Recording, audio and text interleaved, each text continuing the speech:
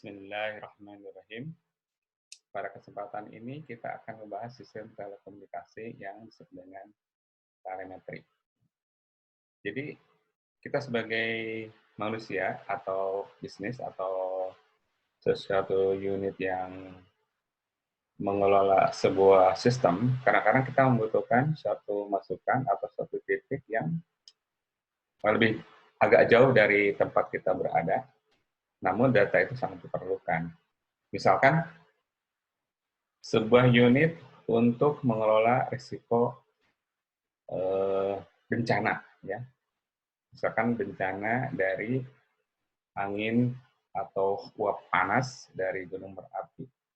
Itu kalau misalkan kita nggak kontrol dan angin yang panas itu berhembus, itu kan bencana bagi masyarakat. Tapi masalahnya adalah arah angin kemana dan apakah itu memang berbahaya, itu kan perlu dimonitor. Memonitor dengan cara menempatkan orang itu cukup mahal, ya, dan juga resiko yang bersangkutan di dalam kehidupan di sana cukup harus dilindungi. Sehingga perlu ada suatu alat yang bisa menyampaikan informasi kepada unit yang lola. Jadi di lokasi sana kita tempatkan sebuah sensor suhu, kemudian sensor arah angin, ya. Sekeliling Gunung Merpati itu memang di titik-titik yang dianggap berbahaya itu dipasang sensor suhu, dan sekitar itu juga dipasang sensor arah angin.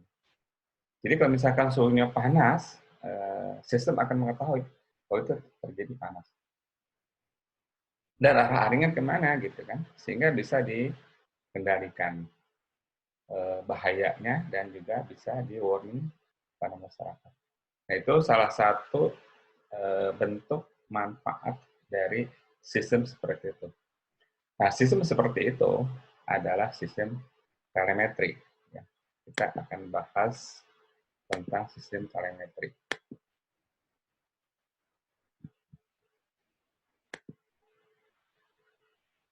Kalau secara bahasa, tele itu jauh, metri itu adalah pengukuran. Tapi maknanya adalah kita ingin mengukur ya dari jarak jauh.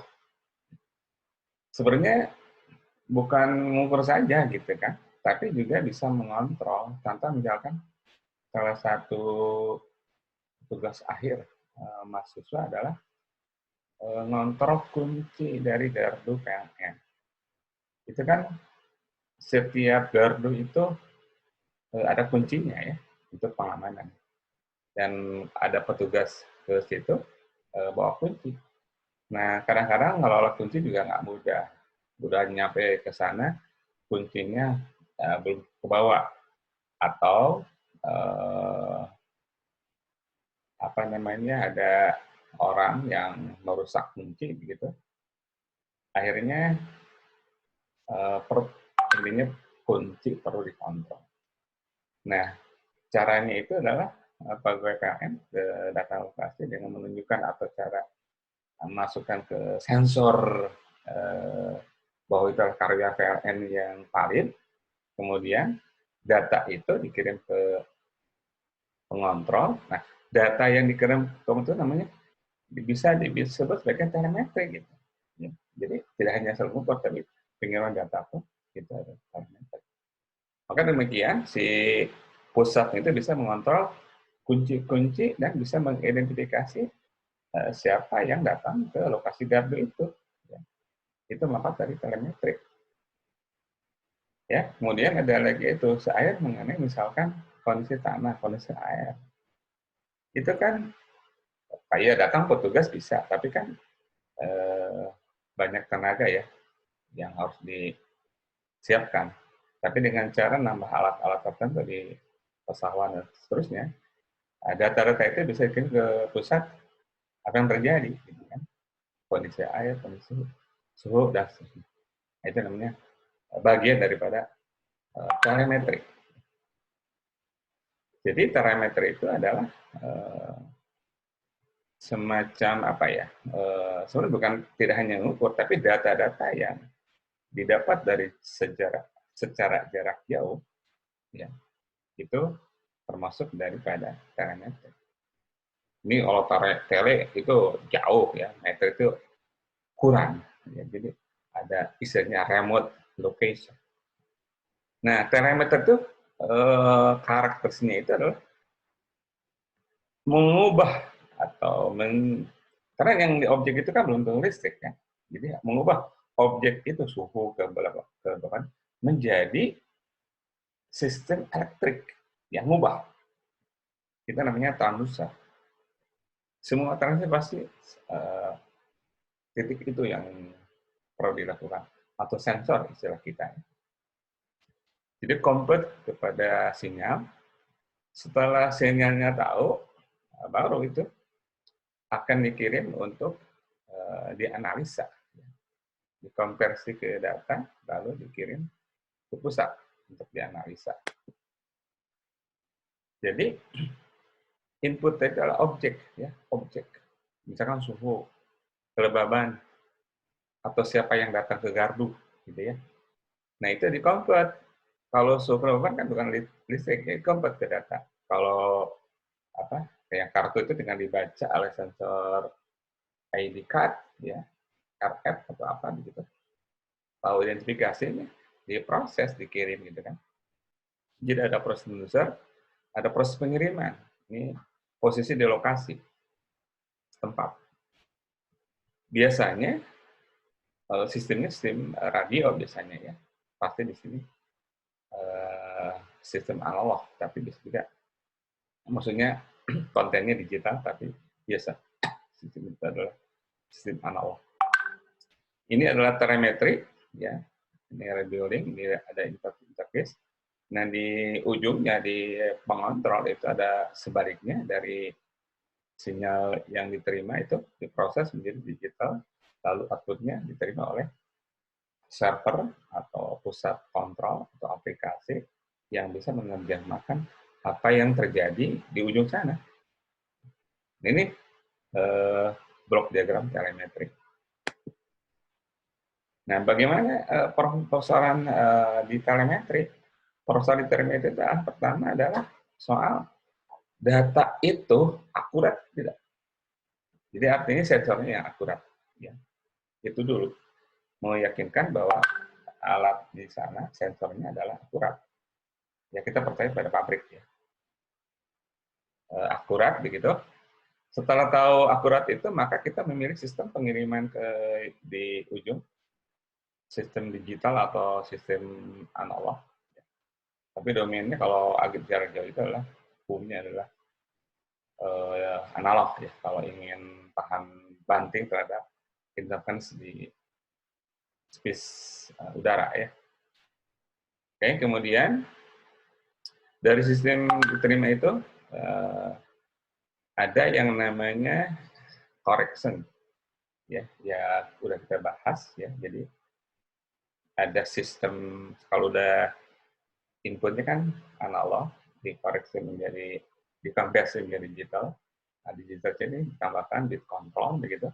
Habis bit control, saat ngirimnya lagi ya satu diterjemahkan apa, mau terjemahkan apa dengan sinyal-sinyal tertentu, nanti di ujung sana dikembalikan dari sinyal menjadi 0 dan 1, dengan 1 akan ketahuan informasinya dan bit kontrolnya, sehingga tahu persis datanya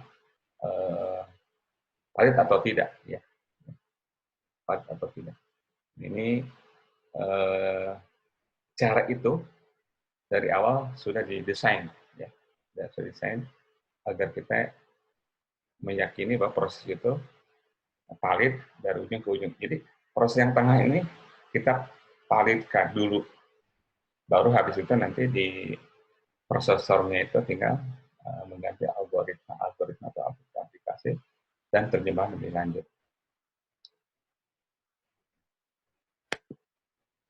Ya, jadi kebanyakan adalah sistem radio. Ya, kalau fisik itu susah ya, menarik kabel dari titik ujung sana ke tempat kita di sini. Nggak mudah ya, nggak mudah. Belum tentu tanah yang kita lewati itu si pemilik tanah mengizinkan digali gitu kan. Jadi lebih mudah menggunakan sistem radio. Seperti itu kebanyakan. Jadi modulasinya yaitu modulasinya adalah modulasi dari amplitudo, ya, yang atau sebenarnya tidak hanya amplitudo, bisa aja frekuensi modulation. Yang penting adalah analog. Nah kalau misalkan pulse modulation, ya itu sarannya adalah itu kalau pulsa saja ditablet itu pulsa itu menjadi masalah. Tapi kalau pulsanya itu yang namanya CDMA ya, jadi urutan 0 dan 1 itu mengalihkan data, sehingga yang keluar itu bukan pulsa sebenarnya, tapi itu spread per spektrum. Jadi si pulsa ini konvolusi dengan data itu, begitu dikonvolusi itu, dia spread, ya, spread melebar gitu kan. Nah itu bisa terjadi. Itu yang namanya LoRa itu adalah seperti itu, ya, frekuensinya lebar, lebar. Oke, lanjut. Jadi kalau pakai frekuensi ya di ujung sana itu frekuensi tinggal di coding ya,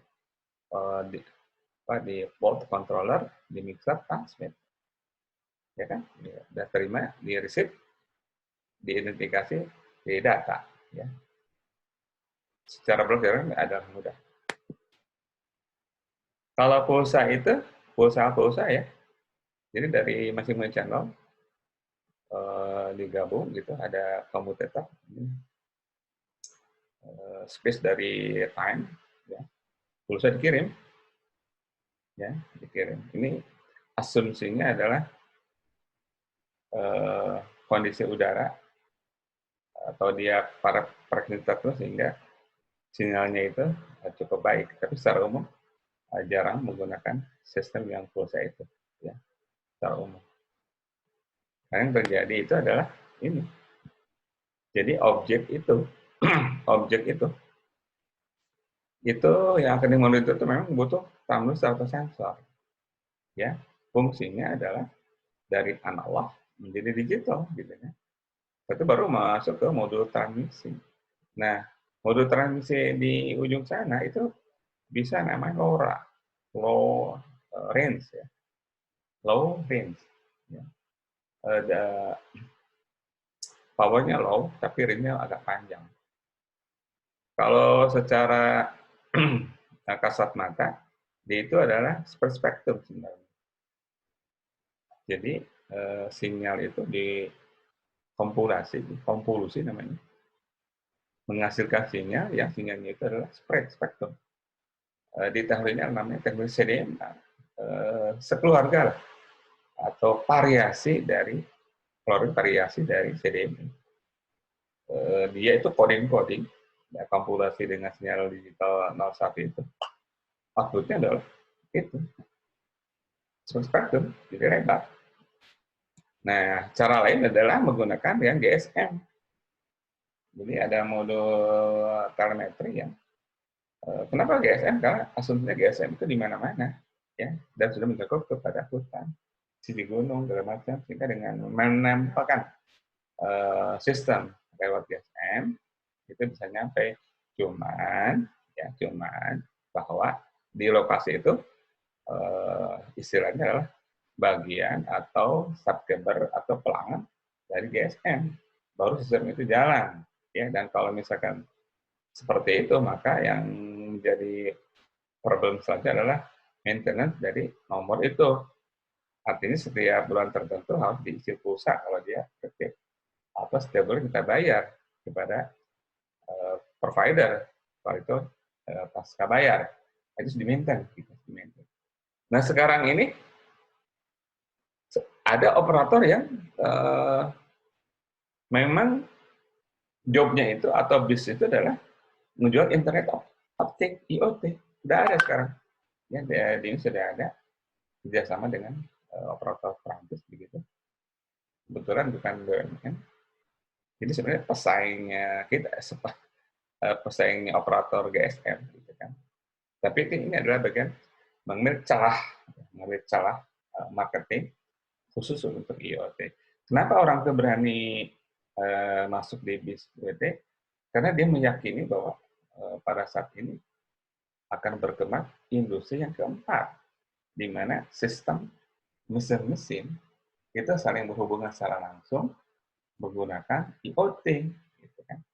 Jadi kalau di ilmu kita yang telemeter itu ternyata ujung-ujungnya itu bukan sensor-sensor, tapi adalah mesin-mesin yang mesin itu saling berkomunikasi menggunakan IoT, ya, menggunakan IoT. Jadi kalau begitu ya semacam irisan ya. IoT itu mencoba untuk mengintegrasikan seluruh mesin, seluruh robotik, ya, mengintegrasikan semua, maksudnya semua robotik, semua mesin-mesin yang ingin berkomunikasi, ya gunakanlah mekanisme internet, dia akan menggantungkan sebuah sistem menjadi network yang saling berkomunikasi di networknya.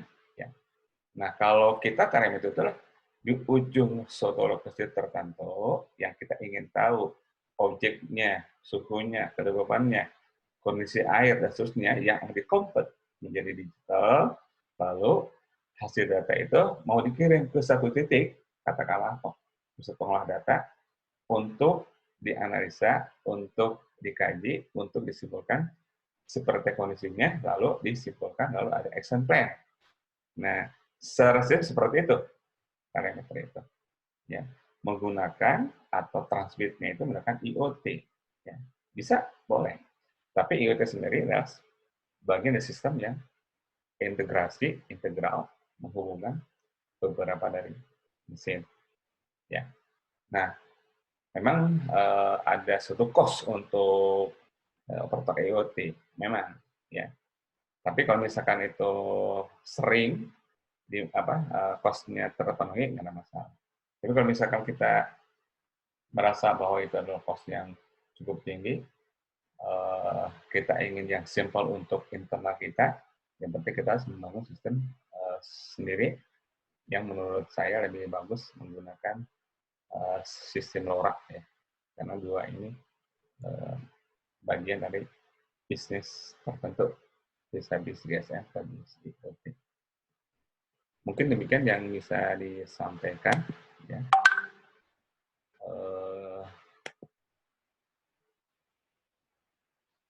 Kesimpulannya adalah sistem parameter itu adalah bagaimana menghubungkan objek tertentu ke pusat data, ya, sehingga pusat data bisa mengolah untuk tujuan-tujuan tertentu, di mana tujuan itu akan efektif kalau data-data yang diperlukan datang akurat sampai valid di tempatnya si pengolah data itu. Nah, kita sebagai orang engineering membawa data-data yang banyak itu ke tempatnya dia, dan itulah makna dari ilmu telemetri. Demikian yang bisa saya sampaikan. Terima kasih.